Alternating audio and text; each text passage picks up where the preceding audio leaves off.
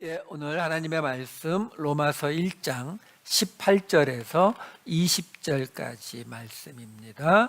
로마서 1장 18절에서 20절까지 말씀. 우리 3절밖에 안 되니까 함께 읽었으면 좋겠습니다. 우리 함께 읽겠습니다.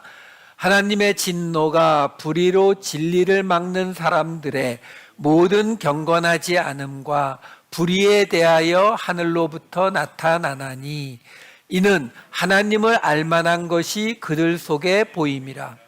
하나님께서 이를 그들에게 보이셨느니라. 창세로부터 그의 보이지 아니하는 것들 곧 그의 영원하신 능력과 신성이 그가 만드신 만물에 분명히 보여 알려졌나니 그러므로 그들이 핑계하지 못할지니라. 아멘. 이 말씀을 준비하면서 굉장히 고민이 많이 되는 부분이 뭐냐면, 전체적인 이 문맥을 설명해 드리기 위해서는 사실 본문이 좀 길게 나가줘야 되거든요. 근데 이 바울 서신, 특히 로마서 같은 경우는 단어 자체가 사실 어려운 게 아니에요. 어려운 게 아닌데 우리가 번역되어 있는 걸 읽었을 때에 우리에게 휙 와닿지를 않아요. 제가 오늘 말씀 같은 경우도 사실은 그래요. 앞뒤 문맥에 연결돼야 됨에도 불구하고 일단 이 말 자체가 굉장히 이해하기가 어렵기 때문에 좀 더 깊이 좀 볼게요. 지난주에 가장 중요한 이야기를 했었죠. 바로 오직 의인은 믿음으로 말미암아 살 것이라 라고 할 때 그 의인의 개념이 뭐냐라는 거죠. 의의 개념이 우리가 흔히 생각하는 righteousness, 그냥 의로움, 이 개념이 아니라 성경이 말하는 의는 바로 구원에 대한 이야기다. 그러니까 하나님의 의다라고 하게 되면은 하나님의 구원을 이야기하는 것이고, 우리의 의다 그러면 바로 그 우리의 구원에 대해서 우리가 하나님의 그 구원의 계획을 받아들이는 것을 이야기하는 것이에요. 이게 흔들리면은 이 로마서 전체를 설명을 못 합니다. 이거는 계속 가지고 오셔야 돼요. 자, 오늘 이야기를 한번 들어가 볼게요. 1장 18절을 볼게요. 하나님의 진노가 불의로 진리를 막는 사람들의 모든 경건하지 않음과 불의에 대하여 하늘로부터 나타나나니, 말 자체는 그리 어려운 것 같지 않잖아요. 하나님의 진노가 나타나는데, 하늘로부터 하나님의 진노가 나타나는데 어떤 사람들이요? 불의로 진리를 막는, 그럼 나쁜 사람들이잖아요. 진리가 있는데 불의로 그걸 막고 있는 사람들이니까 그들의 어떤 행동 때문에요? 경건하지 않고 그리고 불의한 것, 그 행동 때문에 하나님이 진노하셔서 그 진노가 나타난다. 사실 굉장히 단순한 이야기 같이 들려요. 그런데 지난주에 보았던 17절과 18절을 함께 보시면은, 복음에는 하나님의 의가 나타나서 믿음으로 믿음에 이르게 하나니 기록된 바 오직 의인은 믿음으로 말미암아 살리라 함과 같으니라. 하나님의 진노가 불의로 진리를 막는 사람들의 모든 경건하지 않음과 불의에 대하여 하늘로부터 나타나나니, 지금 나타나서 나타나나니 이 두 부분을 제가 하이라이트 해놨잖아요. 이게 헬라어로 아포칼립토라고 한다는, 우리 요한 계시록 할 때 계시가 바로 이 단어예요. 지금 이 17절과 18절에 같은 단어를 지금 사용을 하고 있는 거거든요. 무슨 말이냐면 지금 사도 바울이 대조를 하고 있는 거예요. 뭘 대조하고 있어요? 하나님의 의는 어디 나타난다고요? 복음에. 하나님의 진노는 경건하지 않고 불의한 행동에 하나님의 진노가 나타난다. 이 두 가지를 지금 비교해서 말해주고 있는 거거든요. 그러면 우리가 알다시피, 지난주에 보았다시피 하나님의 의가 뭐라고요? 구원. 그렇죠? 근데 구원인데 특히 신약에서 말하는 구원은 뭐예요? 은혜의 구원. 그렇죠? 예수 그리스도를 통한 십자가의 구원. 그걸 말하고 있는 거란 말이죠. 자, 그러면 17절에 나왔던 우리 이야기가 뭐예요? 복음에는 하나님의 의가 나타난다. 곧 복음에는 하나님의 구원의 그 계획이 나타난다. 구원이 나타난다. 이 말이잖아요. 자, 그러면 복음에는 하나님의 구원이 나타난다. 요거를 우리가 같은 로마서에 나오는 이 맨 앞에 나왔던 이야기예요. 1장 2절과 5절 말씀으로 다시 봐드릴게요. 이 복음이 뭐라고요? 하나님이 선지자들을 통하여 그의 아들에 관하여 성경에 미리 약속하신 것이라. 무슨 말이에요? 구약에 이미 예언된 예수 그리스도를 통한 복음. 그렇죠? 근데 그 복음에 나타나는 게 하나님의 구원. 그 구원이 5절에 뭐라고 나와요? 그로 말미암아 우리가 은혜와 사도의 직분을 받아 그의 이름을 위하여 모든 이방인 중에서 믿어 순종하게 하나니. 자, 사도 바울이 지금 뭐라고 말하냐면 그 복음, 예수 그리스도의 복음을 위해서 자기가 은혜와 사도의 직분을 받았다라고 말하고 있어요. 사실 여기서 더 정확한 이야기는 은혜의 사도의 직분이죠. 왜? 사도 바울이 뭘 전하고 있어요?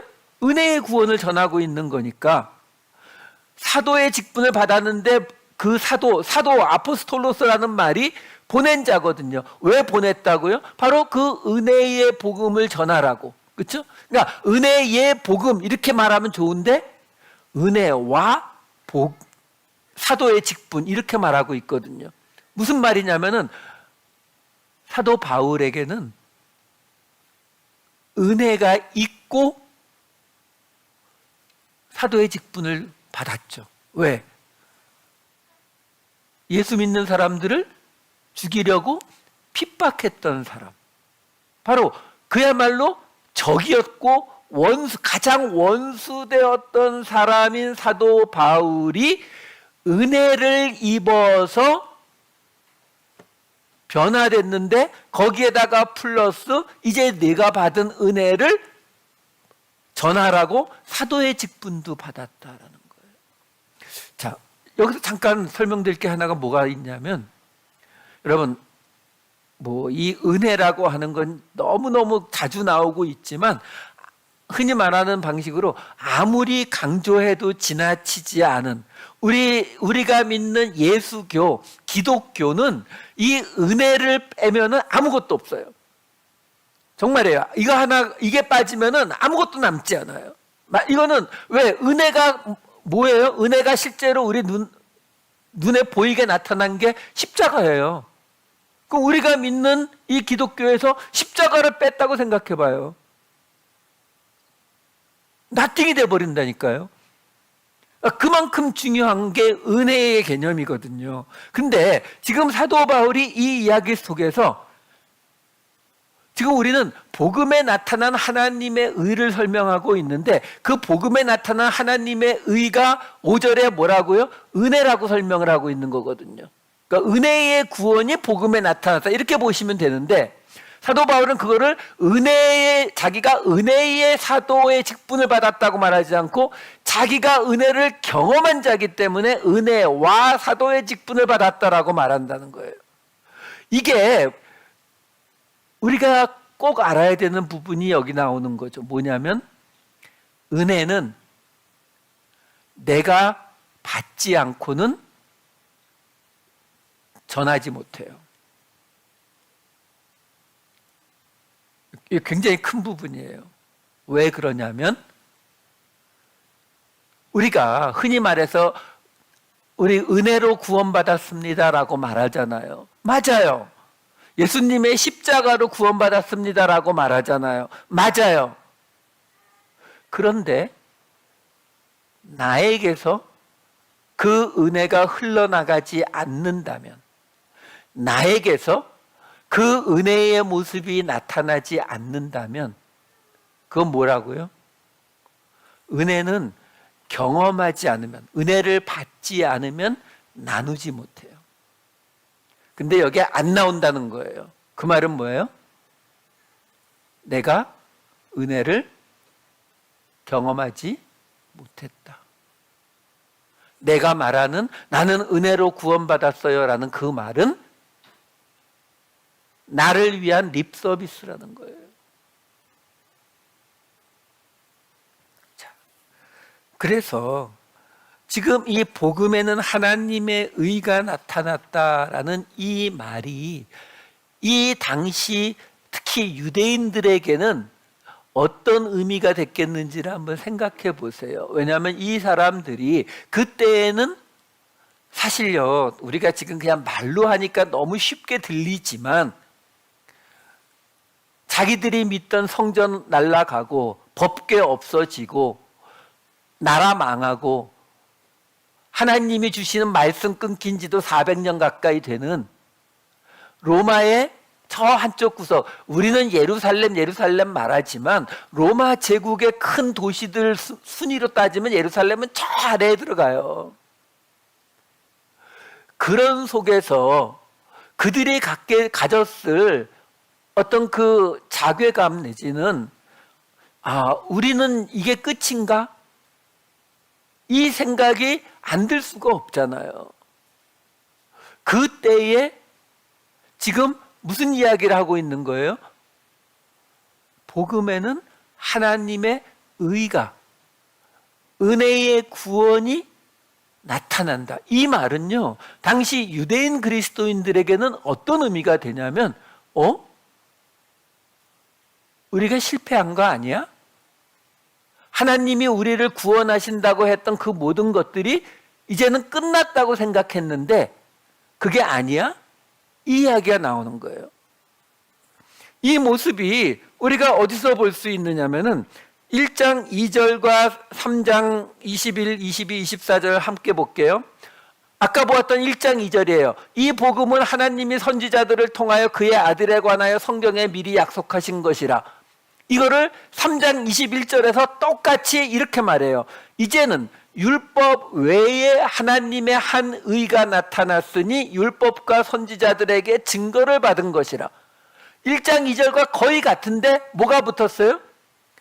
율법이 아니라 다른 한 의, 다른 구원의 방식이 나타났는데 22절 예수 그리스도를 믿음으로 말미암아 모든 믿는 자에게 미치는 하나님의 은이 하나님의 구원의 방식이니 지금 너희가 가지고 있던 그 율법을 통한 의, 구원의 방식이 실패로 끝났는데 그렇다고 해서 하나님이 너희를 포기한 것이 아니라 다른 하나님의 새로운 구원의 방식이 나타났는데 그게 바로 율법과 선지자들의 증거가 된 예수 그리스도를 통한 구원의 방식인데 그 하나님의 구원의 방식에 차별이 없다.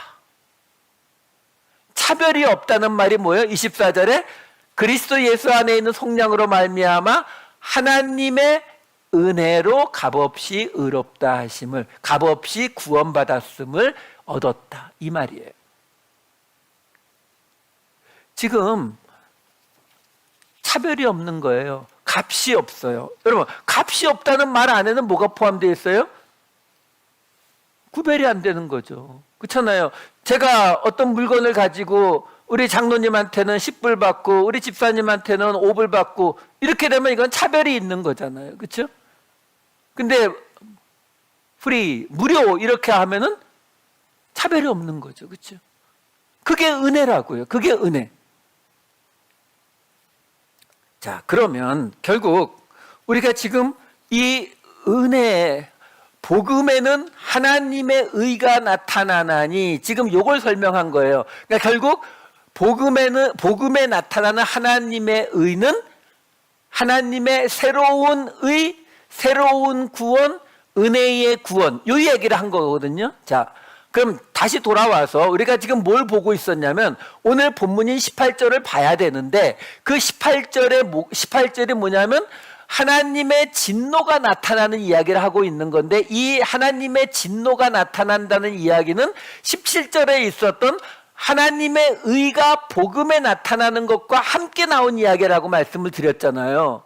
그러니까 17절이 하나님의 의가 복음에 나타나는데 그 하나님의 의가 은혜로 구원받는다는 것이 복음에 나타난다는 말이라면 지금 오늘 보고자 하는 18절에 하나님의 진노가 나타난다라고 하는 이 이야기도 역시 17절과 마찬가지로 은혜라고 하는 개념으로 이 이야기를 우리가 풀어가야 된다라는 거예요. 그냥 요 구절만 딱 떼가지고 불의로 진리를 막는 사람들, 이거는 의롭지 못한 사람들, 나쁜 사람들, 악한 사람들이 진리이신 예수님을 막아서는 이런 사람들의 모든 경건하지 않고 불의에 대해서 하나님이 진노하신다. 그러니까 세상을 향해서 손가락질하면서 너희들 같이 경건하지 않고 너희들 같이 불의를 행하는 자들, 예수님을 막아서는 너희들에게 하나님이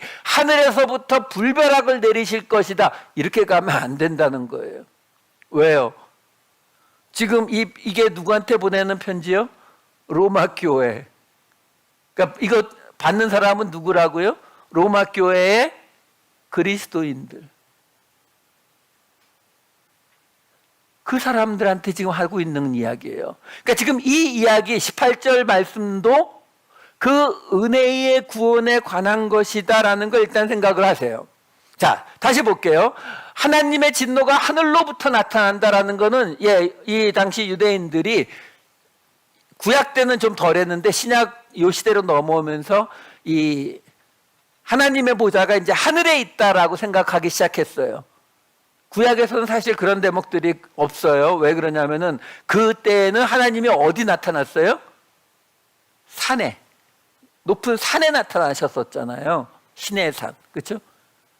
그랬기 때문에, 근데 신약으로 이 시대가 바뀌면서 영향을 받아서 그렇게 설명하기 시작한 거예요. 마태복음 23장 22절이나 사도행전 7장 55절을 보시면은 하늘로 맹세하는 자는 하나님의 보좌와 그 위에 앉으신 이로 맹세함이니라.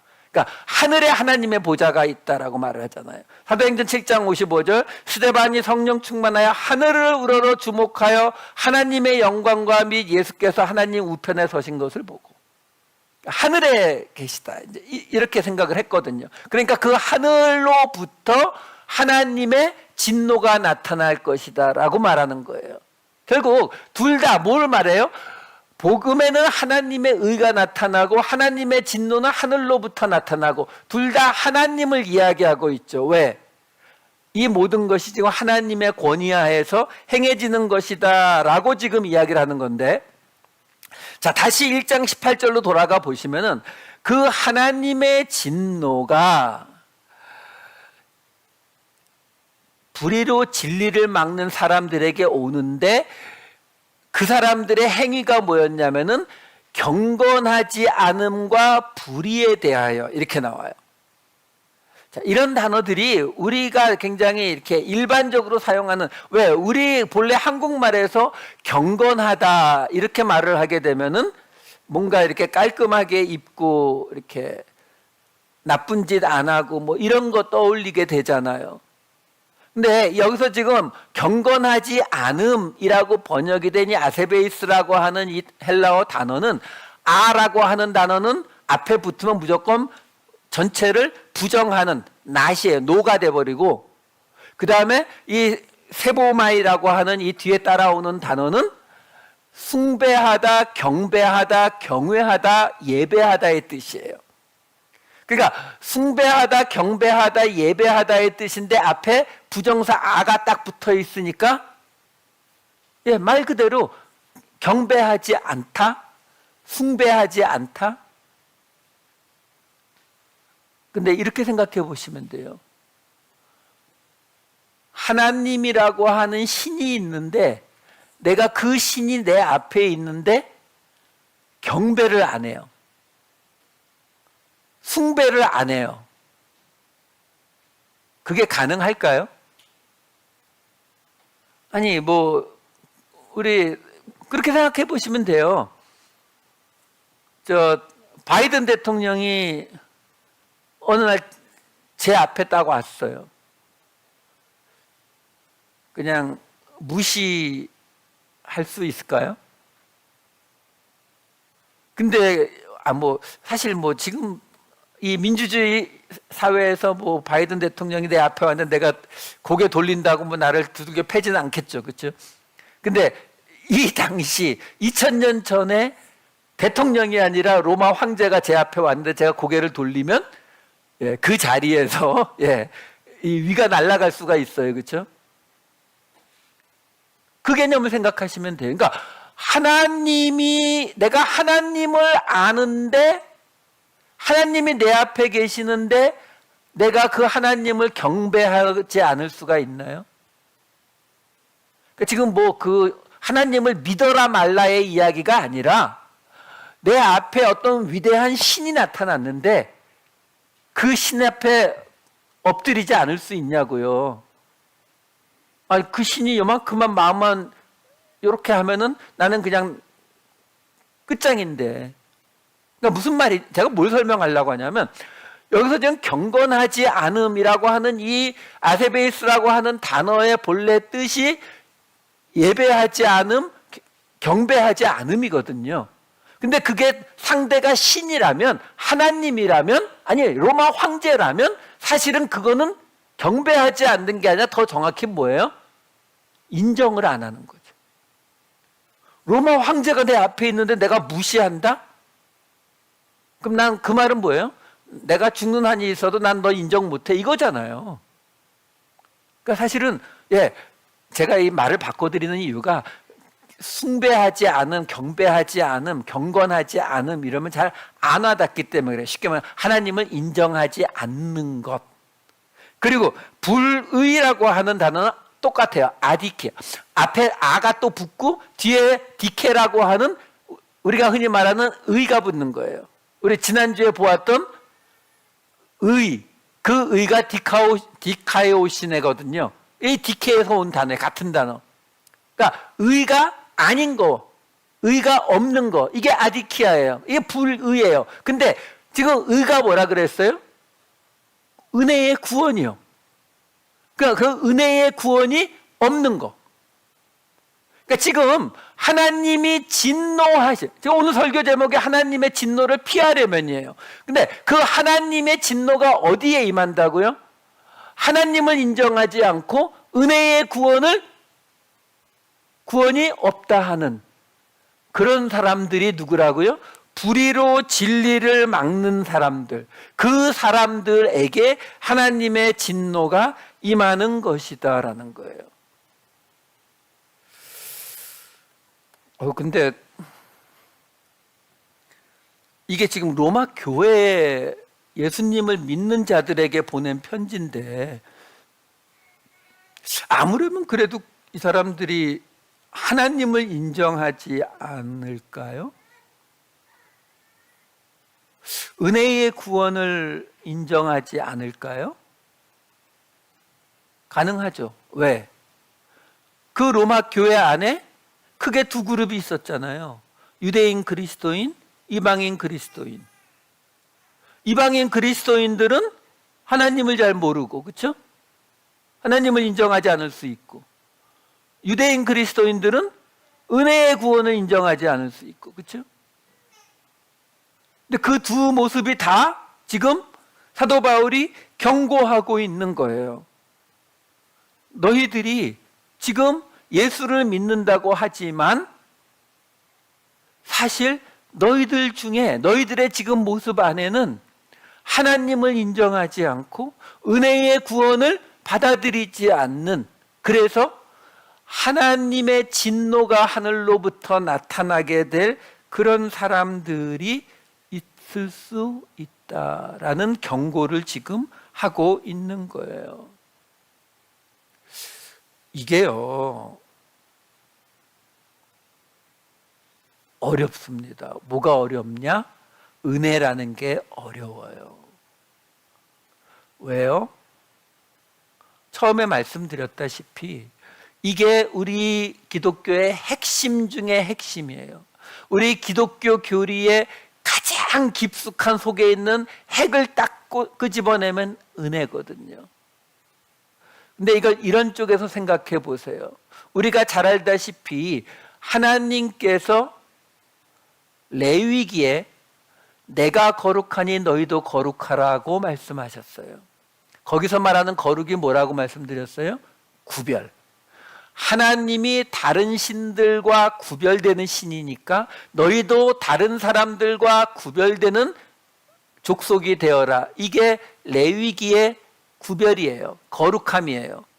근데 알다시피 모세 오경의 가운데 있는 게 레위기잖아요.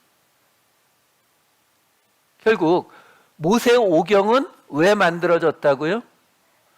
하나님의 언약을 통한 거룩한 백성이 세워지기 위해서 만들어진 거예요. 구별되는 백성이 세워지기 위해서 만들어진 게 모세 오경이라고요. 그만큼 하나님은 이 구별됨, 거룩함에 이렇게 말씀드리면 좀 뭐하지만 목숨을 거세요. 그만큼 중요하니까요. 그런데 예수님이 오셔서 뭐라고 하셨어요? 그 구별되는 방법들을 다 무시하시잖아요.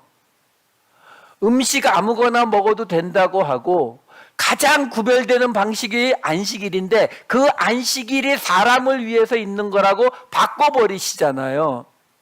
자, 문제가 신약 시대로 오면 예수님의 가르침을 받게 되면은 어떤 일이 벌어진다고요? 더 이상 세상 사람들과 내가 구별되는 게 없어요. 안식일 날 일을 안 해야, 남들 돼지고기 먹고 순대 먹을 때 나는 안 먹어야 그 사람들과 내가 구별이 되잖아요. 그게 거룩함이란 말이에요. 그런데 그걸 안 해도 된다, 하지 마라 라고 얘기하고 있는 거잖아요. 갈라디아서에서 내내 본 얘기가 그 얘기잖아요. 그거 안 지켜도 된다고, 같이 하려고 하지 말라고. 그러면 문제가 생기죠. 그렇다고 해서 내가 거룩하니 너희도 거룩하라는 그 하나님의 말씀이 없어진 게 아니거든요. 우리는 계속 세상과 구별되어야 해요. 그러면 어떻게 해요?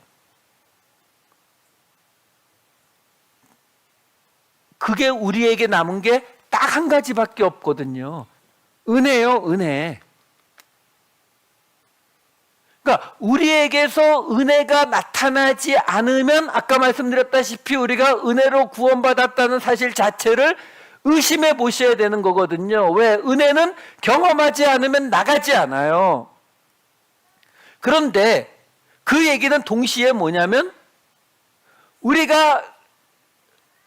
우리에게서 은혜가 나갔는지 안 나갔는지가 뭐예요? 그 은혜를 통해서 우리가 세상과 구별이 되는지 안 되는지요. 무슨 식사기도 하고 뭐 이런 걸로 자꾸 구별하려고 하지 마시고요. 우리가 구별될 수 있는 유일한 것이 바로 이 은혜라고요. 그래서 28절에 나오는 것처럼 지금 불의로 진리를 막는 사람들, 불의가 뭐라고요? 은혜를 받아들이지 않는 사람들이요. 은혜의 구원을 받아들이지 않는 사람들, 의가 아닌 사람들, 그 사람들이 뭘 한다고요? 진리를 막는다라고 나오잖아요. 진리가 뭐예요? 아주 유명한 단어죠. 알레테이아. 이 진리가 뭐예요? 쉽게는 예수님이라고 생각하시면 돼요. 우리가 잘 알다시피 요한복음 14장 6절, 16장 13절 보시면 예수께서 이르시되 내가 곧 길이요 진리요 생명이니 나로 말미암지 않고는 하나님 아버지께로 올 자가 없느니라. 16장 13절 그러나 진리의 성령이 오시면 그가 너희를 모든 진리 가운데로 인도하시리니. 자, 여기서 보시게 되면은 14장 6절에 예수님이 내가 곧 길이요 진리요 라고 말씀을 하셨거든요. 그러니까 진리가 예수님인 게 맞아요. 그렇죠? 그런데 사실 이게 일종의 비유법이죠. 예수님이 길바닥이라는 뜻은 아니잖아요. 그렇죠? 예수님이 우리가 걸어가는 길처럼 예수님이 살아가신 그 인생이 너희에게 그 길과 같으니까 예수님의 그 살아간 인생길을 너희가 그대로 따라오라고, 너희에게 내가 길이 되는 입장이다, 이걸 설명하시는 거잖아요. 예수님이 생명이라고 하셨단 말이에요. 그러면 죽은 사람한테 가서 예수님이 들어가면 산다, 이 개념이 아니잖아요. 그렇죠? 예수님을 믿음으로 우리가 생명을 얻는다라는 것을 설명하시는 거잖아요. 그러면 진리라는 말도 마찬가지죠. 우리가 이런 게 지금 철학적이고 우리 특히 이 동양 사상의 영향을 받아서 예수님이 나는 진리다 이런 말을 우리가 아무 부담 없이 그냥 받아들여요. 예수님이 진리시지. 문제는 그렇게 받아들이게 되면 그게 우리에게 아무런 의미가 없어요. 마치 나는 내가 곧 도다 이렇게 말하는 거하고 똑같아요. 근데 여기 진리 대신 들어갈 단어가 있어요. 어떤 단어가 있어요? 은혜요. 왜? 이게 예수님의 존재가 아니라 왜? 내가 곧 길이요, 내가 곧 생명이요 라고 하는 게 예수님이 존재가 길이 됐다는, 예수님의 존재가 생명이 됐다는 뜻이 아니라 예수님의 역할이 그랬다는 거잖아요. 그것처럼 예수님의 역할이 진리라고 말한다면 예수님이 이 땅에 오셔서 하신 사역, 역할이 가장 중요한 게 뭐예요? 십자가. 십자가가 뭐예요? 은혜. 그러니까 여기 진리를 은혜로 바꿔도 된다니까요. 나는 곧 길이요 은혜요 생명이니. 문제가 없어요. 16장 13절에 그러나 은혜의 성령이 오시면 그가 너희를 모든 은혜 가운데로 인도하시리니. 왜? 성령이 오셔서 우리로 깨닫게 하는 게 뭐예요? 십자가의 은혜의 구원을 깨닫게 하는 거잖아요. 우리로 그 십자가를 지고 갈 수 있게 하잖아요. 요한복음 17장 16, 17절 볼까요? 내가 세상에 속하지 아니함 같이 그들도 세상에 속하지 아니하였사옵나이다. 그들을 진리로 구별되게 하옵소서, 거룩하게 하옵소서. 그러니까 진리를 은혜로 바꾸면 딱 맞죠. 그들을 은혜로 구별되게 하옵소서. 아버지의 말씀은 결국 은혜이니이다. 자, 1장 18절에 아까 무슨 이야기가 나왔었어요? 제가 써봤어요. 내가 세상에 속하지 아니함 같이 그들도 세상에 속하지 아니하였사옵나이다. 그들을 은혜로 구별하게 하옵소서. 아버지의 말씀은 은혜니이다. 이게 그대로 된다고요. 지금 제가 설명드리는 게 뭐 때문에 설명드리는 거예요? 불의로 진리를 막는 자들. 그러니까 불의로 진리를 막는다, 불의로 은혜를 막는다. 이 말이란 말이에요. 결국 불의라는 말 자체가 의가 구원, 은혜의 구원이 없는 거니까 은혜를 막는 이 말이 되는 거예요. 그들에게 하나님의 진노가 하늘로부터 나타난다라고 말하는 거예요. 이게 교회 안에서 예수를 믿는다고 하는 사람들 안에서도 이 은혜의 구원, 이 진리를 막아서는 사람들이 많습니다. 아주 많아요. 그러니까 그냥 이렇게 쉽게 생각해 보세요. 지금 우리가 얘기하고 있는 그 불의로 진리를 막아서는, 은혜를 막아서는 사람들에게 나타나는 모습이 두 가지잖아요. 하나가 뭐예요? 경건하지 않은 것. 그게 뭐라고요? 하나님을 인정하지 않는 것. 그 다음에 또 하나 불의가 뭐라고요? 은혜의 구원을 부정하는 것. 우리가 어떤 문제가 생기면 그 문제 때문에 너무 힘들면 우리 어떻게 기도해요? 하나님, 어떻게 이럴 수가 있어요? 그렇죠? 가장 많이 바깥에서 예수 믿지 않는 사람들로부터 가장 많이 받는 질문 중에 하나가 그거잖아요. 하나님이 계시다면 어떻게 이 세상에 이렇게 악한 일들이 많이 있을 수 있느냐? 하나님이 계신데 어떻게 내가 그토록 교회에 헌신하고 그만큼 말씀 열심히 보고 그렇게 예배 열심히 드리고 그랬는데 어떻게 나한테 이런 일이 벌어질 수 있느냐? 그 말을 바꾸면 뭐예요? 하나님은 안 계신 것 같은데요. 그 말이 뭐예요? 하나님을 인정 안 하는 거, 경건하지 아니함. 나에게 생긴 문제만 그래요? 나한테는 아무 문제가 없어요. 예수 잘 믿고 교회 열심히 다니고 큰 문제 없이 잘 살아가요. 그래도 열심히 교회에 봉사하고 예배 열심히 참석하고 기도하고 찬양했단 말이에요. 근데 어느 날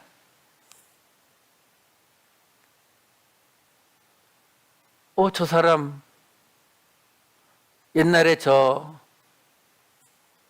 창녀였는데 저 사람 나쁜 짓 하던 사람인데 근데 데리고 와서 앉혔는데 그 사람하고 나하고 똑같다. 아시죠? 우리 그거 진짜 못 받아들인다는 거. 전에 말씀드렸잖아요. 내가 버튼을 누르면 나한테 만불이 생기는데 동시에 내가 가장 미워하는 사람에게 100만 불이 생긴다. 그럼 우리는 만불 안 받고 말잖아요. 그렇죠? 그게 우리 모습이거든요. 그 두 가지 다 뭐라고요? 은혜를 받아들이지 못하는 거죠. 내가 은혜를 경험하지 않았다는 거예요. 쉽게 말하면 우리가 만 달란트 탕감 받은 게 우리가 깨달아지면 성경은 분명히 얘기하잖아요. 100데나리온을 탕감해 주게 되어 있다라는 거죠. 근데 이걸 안 했더니 이게 그냥 취소가 되어 버리잖아요. 그래서 은혜가 어려운 거예요. 그래서 지금 사도 바울이 이 로마 교회에 대해서 왜? 지금 유대인 그리스도인들과 이방인 그리스도인들이 갈등을 일으키고 있는 그 자리에 대해서 지금 말하고 있는 거예요. 너희가 받은 그 하나님의 하나님의 은혜의 구원이 진짜 맞니? 이걸 지금 질문하고 있는 거예요. 이 이야기가 지금 로마서에 몇 번이 나오는지 아세요? 얼마나 자주 나오는지 아세요? 바로 뒤에 2장 5절 다시 2장 5절을 볼까요? 여기 이렇게 나와요. 다만 내 고집과 회개하지 아니한 마음을 따라 진노의 날 곧 하나님의 의로우신 심판이 나타나는 그날에 임할 진노를 내게 쌓는도다. 여기도 아주 쉬워요. 하나님의 의로우신 심판이 뭐예요? 그 은혜의 구원이 끝나는 날, 이제 정리하는 심판의 날, 그 날에 진노의 날에 하나님이 진노하신다고 하잖아요. 그러니까 지금 오늘 본문하고 같은 이야기예요. 그렇죠? 하나님의 진노가 하늘로부터 나타나는 그 얘기를 하고 있는 거예요. 근데 뭐라고 얘기하냐면 여기 내 고집과 회개하지 아니한 마음에 일어난다는 거예요. 아까는 불의로 진리를 막는 자니까 이거 우리가 아무리 뭐 죄인이라고 말은 하지만 불의라는 단어를 우리한테 적용시키기는 좀 그렇지만 그래도 우리는 그 정도까지는 아니잖아요. 그렇죠? 근데 여기는 조금 부담스러워요. 왜? 아니 회개하지 아니한 마음은 우리한테 해당이 없죠. 그렇죠? 우리 회개했잖아요. 그렇죠? 하셨죠? 예, 했어요, 우리. 그러니까 이거는 좀 괜찮은 것 같은데 고집? 이 스클레로토스라고 하는 이 말은 고집, 완고함 이런 거거든요.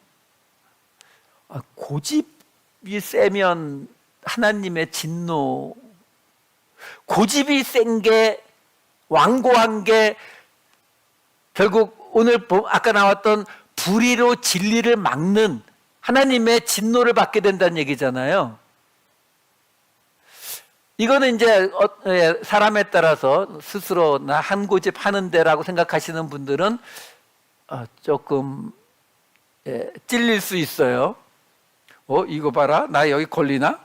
근데요, 지금 이 2장 5절 말씀이 누구에게 주신 말씀이냐면요, 2장 1절에 이 이야기가 이렇게 시작됐었어요. 그러므로 남을 판단하는 사람아, 누구를 막론하고 내가 핑계하지 못할 것은 남을 판단하는 것으로 내가 너를 정죄함이니 판단하는 내가 같은 일을 행함이니라.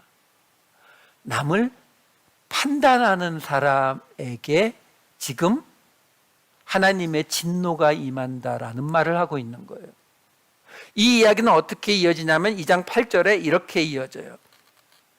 오직 당을 지어 진리를 따르지 아니하고 불의를 따르는 자에게는 진노와 분노로 하시리라. 여기에서는 이번에 당을 지어, 여기 이 당을 지어라고 나오는 이 에리데이아라고 하는 단어는 그리스 신화에 보면은 불화의 여신이 에리스라는 여신이에요. 거기서 나온 단어거든요. 그러니까 정확한 뜻은 불화예요. 서로 싸우는 거. 근데 여긴 너무 번역을 잘했어요. 당을 지어. 왜? 지금 이 말씀이 누구에게 주고 있는 거라고요? 로마 교회 안에서 이 두 그룹 서로 당을 지어서 서로 불화하고 있는, 그래서 서로 지금 남을 판단하고 있는 그들에게 하나님의 진노가 너희에게 임한다. 지금 너희가 하고 있는 것이 불의로 진리를 가로막는 것, 더 정확히는 불의로 뭐를? 은혜를 가로막고 있는, 너희에게 지금 은혜라고 하는 것이 없기 때문에 이 모습이 나타나고 있는 거다라고 지금 이야기를 하고 있는 거예요. 한 번 더 볼게요.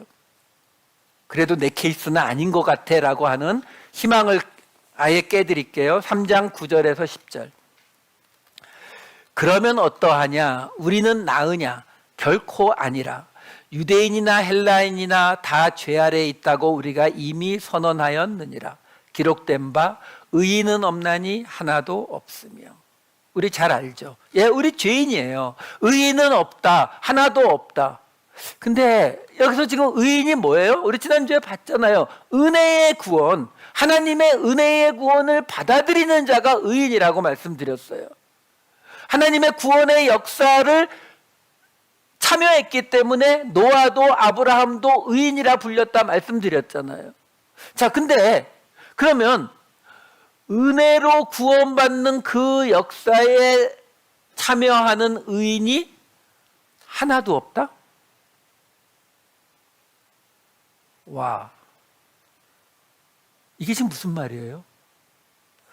그만큼 이 은혜라고 하는 이걸 우리가 그냥 받아들일 수 있는 사람이 아무도 없어요. 여러분, 그래서 계속 말씀드리는 거예요. 은혜는 결코 쉬운 개념이 아니에요. 그냥 맞아, 우리 은혜로 구원받았어, 나 죄인인데도 하나님이 그냥 은혜로 구원하셨어, 끝, 이렇게 쉽게 끝나지 않는다고요. 지금 사도 바울이 몇 번씩 거듭하면서 같은 이야기를 반복하고 있잖아요. 지금 의인은 없나니 하나도 없다라고 하면서 그 다음에 이어지는 11, 12절을 보면은 깨닫는 자도 없고 이해하는 자도, 이해하다의 뜻이에요. 이해하는 자도 없고 하나님을 찾는 자도 없고, 그래서 한쪽으로 치우쳐서 무익하게 되고 선을 행하는 자는 없나니 하나도 없도다.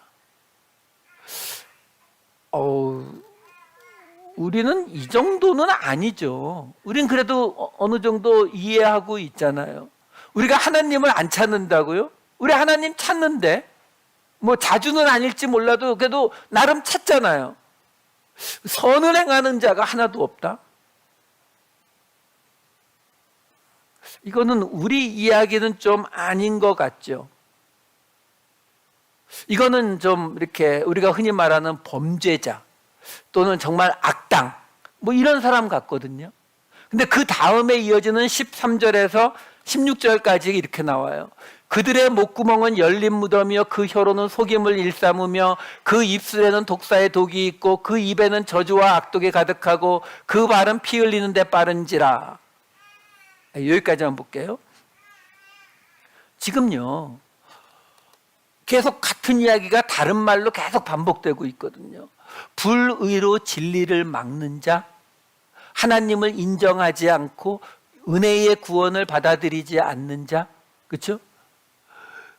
그런 사람들, 거기에다가 고집이 있고 회개하는 마음이 없는 자, 그리고 바로 앞에 있었던 것처럼 의인은 없고 하나도 없는, 깨닫지도 못하고 선한 일도 안 하는 자, 그 리스트가 나오는데 살인, 강도, 간음, 뭐 창녀 이런 게 나오는 게 아니라 다 뭐가 나와요? 말이요, 말. 이게 다예요.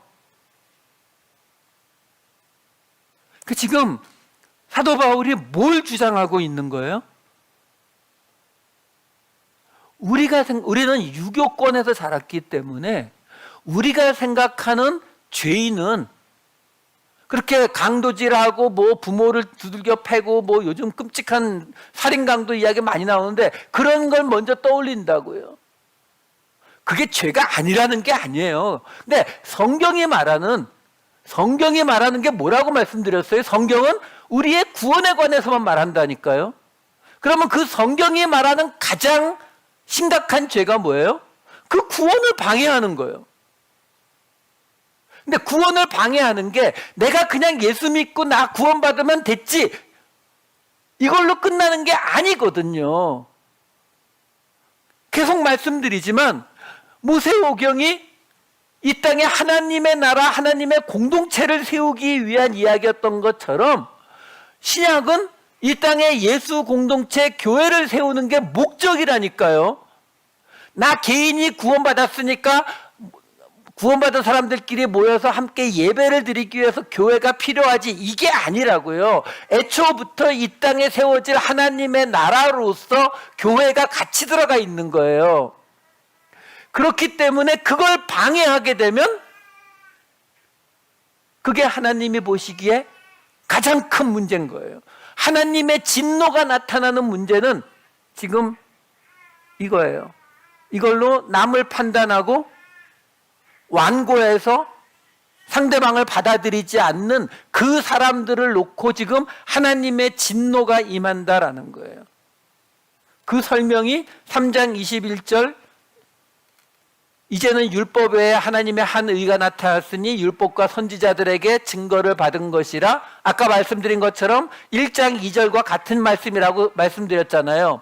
이 3장 21절 말씀이 그 다음에 이어지는 게 아까 봤던 3장 24절 말씀이에요. 그리스도 예수 안에 있는 속량으로 말미암아 하나님의 은혜로 값없이 의롭다 하심을 얻은 자 되었느니라.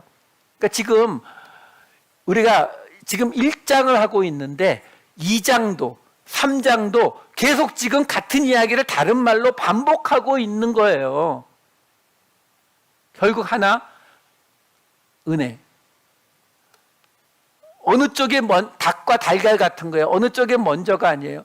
우리를 구원하시기 위해서 하나님의 요구 조건을 채우지 못하는 우리를 구원하시기 위해서 은혜의 구원을 선택하신 것이기도 하지만 은혜가 없이는 공동체가 살아남을 수가 없다니까요. 아니, 서로 판단하고 서로 비난하고 서로 정죄하는 공동체가 어떻게 살아남겠어요?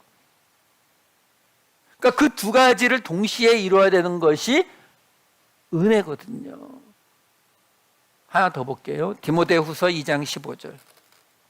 너는 진리의 말씀을 옳게 분별하며 부끄러울 것이 없는 일꾼으로 인정된 자로 자신을 하나님 앞에 드리기를 힘쓰라. 지금 사도 바울이 디모데에게 너는 이렇게 목회를 해라라고 지금 이야기해 주는 거예요. 좋은 이야기잖아요. 문제는 이 좋은 이야기 앞뒤에 무슨 구절이 있냐면요. 2장 14절과 2장 16절을 보시면 너는 그들로 이 일을 기억하게 하여 말다툼을 하지 말라고 하나님 앞에서 엄히 명하라. 16절 망령되고 헛된 말을 버리라. 그들은 경건하지 아니함에 점점 나아가나니. 여기 나오는 경건하지 아니함 아까 말한 거예요. 같은 아세베이스. 하나님 인정하지 않는 거예요. 그러니까 망령되고 헛된 말, 아니 무슨 범죄를 저지르거나 무슨 나쁜 짓을 하거나 이런 거 한 사람들을 말하고 있는 게 아니라 망령되고 헛된 말을 하는 사람들이 하나님은 인정하지 않는 자리로 간다는 거예요. 여러분, 지금 이 이야기들 말하는 게 다 한 방향을 정확히 가르치잖아요. 하나님의 공동체에 분열을 일으키는, 서로 비난하는 그 자체, 우리는 말로 이야기하는 건 큰 문제 없을 거라고 생각하지만 그 말로 인해서 공동체가 깨지기 때문에 결국 그게 뭐라고요? 하나님은 인정하지 않는 것과 같대요. 이게 지금 여러분 얼마나 심각한 이야기인지 아세요?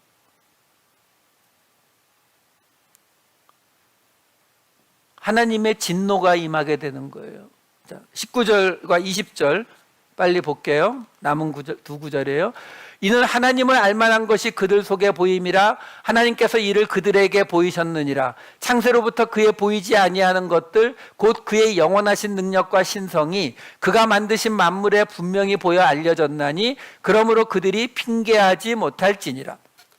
이게 오해가 많이 되는 곳인데 다른 설명 안 드릴게요. 자, 첫 번째, 하나님을 알만한 것이 그들 속에 보임이라.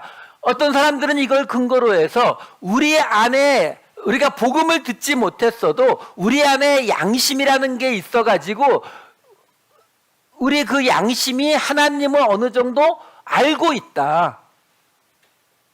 하나님께서 그걸 보여주셨다. 이렇게 주장하시는 분들이 있는데 한마디만 말씀드릴게요. 우리 안에 하나님을 그냥 그렇게 볼 수 있는, 하나님을 알 수 있는 그게 양심이든 영혼이든 뭐가 있다면 우리는 온전한 죄인이 아니죠. 자, 20절도 마찬가지예요. 창세로부터 그의 보이지 아니하는 것들 곧 그의 영원하신 능력과 신성이 그가 만드신 만물에 분명히 보여 알려졌나니. 이래서 그랜드 캐년 가갖고 이렇게 쫙 보면서 하나님이 이걸 지으셨음이 느껴집니다. 그건 아무 문제가 없어요. 근데 지금 이건 뭐라고 얘기하는 거예요? 그런 만물들을 보면서, 하나님이 지으신 만물들을 보면서 하나님의 영원하신 능력과 신성이 느껴지느냐? 이거 어디서 많이 본 이야기잖아요. 왜 돌을 닦으려면 꼭 폭포 밑에 가서 앉아 있을까요? 자연의 기를 받아야 돼서. 그게 그런 얘기하고, 사실 간단해요. 이 화면을 좀 다시 보여주세요. 제가 설명을 해드릴게요. 하나님을 알만한 것이 그들 속에 보이는데 하나님께서 이를 그들에게 보이셨다. 어떻게 보여주셨냐? 창세로부터 출애굽의 사건, 여러 가지 구약에 나오는 많은 사건들이 있어서, 여기 지금 그가 만드신 만물에라고 하는 포이에마라고 하는 한 단어거든요. 이 포이에마라고 하는 단어는 포이에오라고 하는 단어에서 왔는데, 만들다의 뜻도 있지만 행하다의 뜻도 있어요. 그러니까 지금 여기 나오는 그가 만드신 만물이라고 하는 이 부분은 그가 만드신 것, 정확히는 그가 만드신 것으로 번역이 될 수도 있지만 그가 행하신 것으로 번역해도 아무 문제가 없어요. 왜? 이 포이에오라고 하는 단어가 만들다, 행하다의 뜻을 다 갖고 있기 때문에. 그럼 그걸 바꿔서 넣어서 다시 번역을 하면은, 제가 번역한 거 넣었나요? 안 넣었어요? 하나님이 창세로부터 하나님이 행하신 것들 속에, 하나님이 출애굽 행하시고 다윗, 여호수아 여러 가지 사건들이 많았잖아요. 그 사건들을 통해 우리가 뭘 봤다고요? 하나님의 보이지 않는 뭘 봤어요? 영원하신 능력과 신성을 봤잖아요. 그걸 하나님께서 그들에게 보이셨단 말이에요. 그러니까 하나님께서 그걸 보이셨기 때문에 그들이 하나님을 알 수밖에 없다. 그렇기 때문에 그들이 핑계하지 못한다. 그 설명을 지금 해주고 있는 거예요. 그렇게 자연 속에서 하나님을 깨닫고 우리 양심 이런 그렇게 항상 말씀드리지만, 이게 언어가, 문화와 시대가 달라서 우리가 어려운 거지, 그 당시 사람들에게는 쉬운 말로 써준 거예요. 그렇게 철학적이고 복잡한 이야기를 하고 있는 게 아니라고요. 너희가 이미 그 말씀들 속에서 하나님의 그 영원하신 능력과 신성을 봤잖아. 눈으로 보이지 않지만 거기서 보았잖아. 그 보았으니까 뭘요? 지금 앞에 있었던 이야기가 뭐예요? 하나님의 의가 복음에 나타나는 것처럼 하나님의 진노가 공동체를 부수는, 불의로 진리를 막는 너희들에게 나타날 수 있다는 것을 왜 모르니? 우리는요, 종종 어떤 생각을 해요? 우리가 생각하는 어떤 이 삶의 기준이 있잖아요. 가장 흔한 게 뭐예요?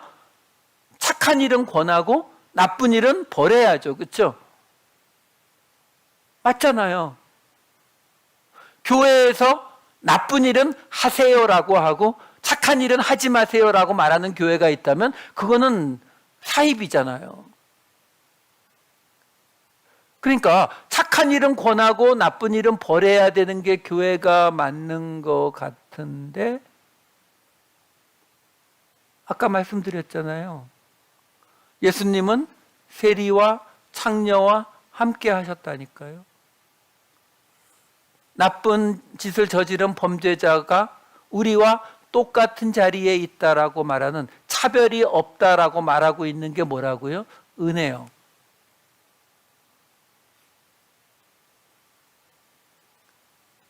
그러면 사람들이 당연히 그 얘기를 들으면 뭐라고 하겠어요? 옛날에 애들 길러보니까 애들이 한 초등학생 정도 되면은 종종 사용하는 말 중에 하나가 그런 게 있더라고요. It's not fair. 우리 하나님한테 그러잖아요. 하나님, 이거는 아니죠.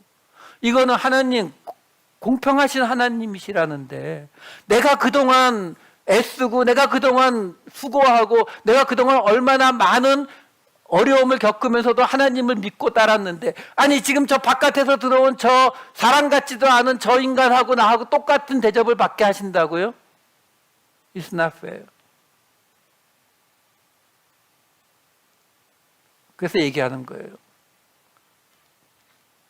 너 하나님의 영원하신 능력과 신성을 못 봤어?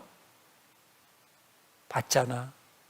그렇다면 이 은혜의 구원을 이루시는 하나님을 왜 못 따라오니? 바로 그 설명을 하는 거예요. 여러분, 은혜는 결코 쉽지 않습니다. 개념이 쉽지 않은 것뿐만 아니라 이 은혜를 우리 삶에 적용시킨다는 것은 너무 어려워요. 저는 개인적으로 교회들이 은혜보다 믿음을 강조하는 이유가, 믿음은 증명할 필요가 없어요.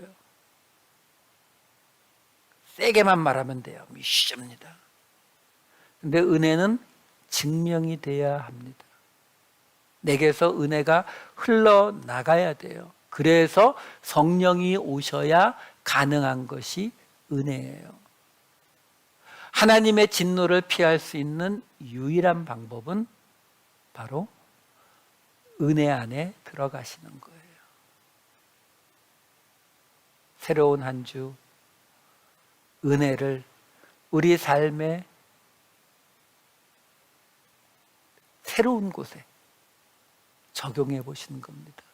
어느 날 한 번에 내가 내 삶의 모든 분야에 은혜가 적용되지 않아요. 그건 우리가 도통해지는 거예요. 그게 아니라 하나씩 해보시는 거예요. 말 안 듣는 사춘기 자녀에게 내가 과연 내가 받은 은혜를 이 아이에게 줄 수 있을까? 맨날 나를 괴롭히는 직장의 동료에게 내가 과연 내가 받은 은혜를 저 사람에게 적용할 수 있을까? 한꺼번에 서너 케이스 해가지고 다음 주에 완전히 얼굴 이상해지지 마시고 하나씩만 한번 시도해 보세요. 그것이 하나님의 진노를 피하시는 가장 좋은 길입니다. 이 길을 함께 가시는 저와 여러분 되시기를 우리 주님의 이름으로 축원합니다. 기도하시겠습니다. 사랑이 많으신 아버지 하나님, 저희들 복음을 들었다고 했지만 은혜를 깨닫지 못했던 로마 교회의 이야기를 들었습니다. 하나님께서 우리를 향해 가지고 계신 계획이 무엇인지를 항상 다시 생각하게 하여 주시옵소서. 우리를 은혜로 부르시고 그 은혜를 나누어서 이 땅에 당신의 나라를 세우시기를 원하시는 그 하나님의 뜻, 그 뜻을 우리의 소망으로 삼고 새로운 한 주 살아보게 하여 주시옵소서. 감사드리옵고 이 모든 말씀 우리 주 예수 그리스도의 이름으로 기도하옵나이다. 아멘.